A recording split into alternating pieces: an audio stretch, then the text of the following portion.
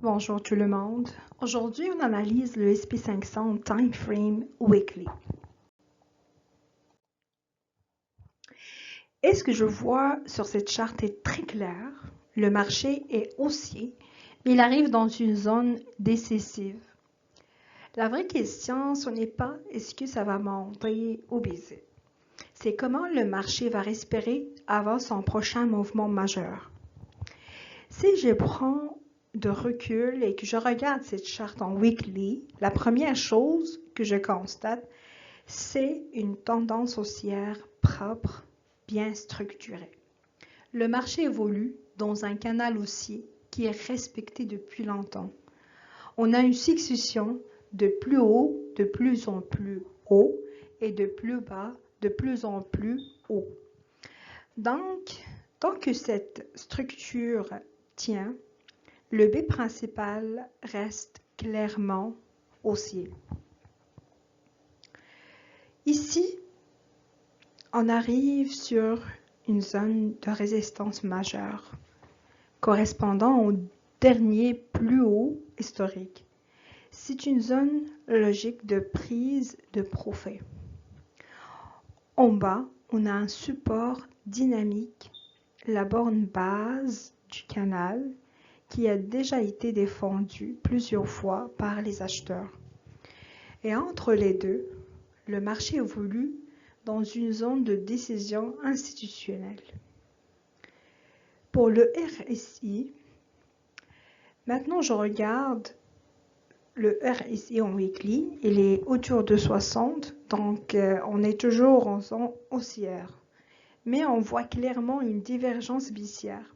Le prix fait des sommets, mais le RSI, lui, ne confirme plus totalement.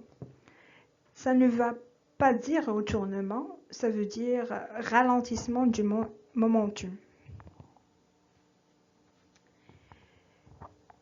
Le scénario le plus probable, selon moi, c'est une consolidation sous la résistance ou une légère correction avant une reprise haussière.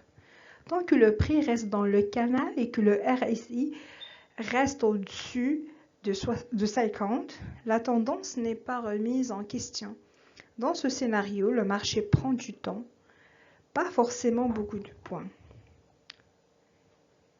Deuxième scénario, une correction un peu plus profonde vers le support dynamique du canal.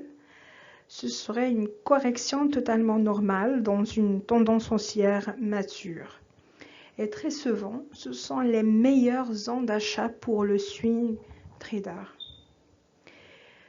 Autre probabilité, le marché bloque sur la résistance et entre dans un range. C'est un scénario frustrant mais fréquent en fin de tendance intermédiaire.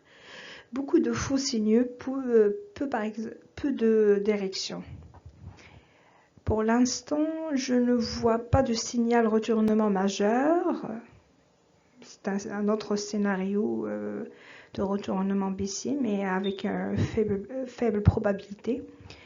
Donc, il faudrait une cassure nette du canal haussier et une clôture weekly sous le dernier plus bas.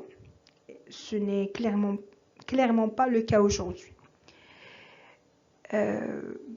Un message clé, le message est simple, le SP500 reste aussi en weekly, mais on est dans une zone où le marché a besoin de respirer. Chaque correction reste une opportunité tant que la structure tient.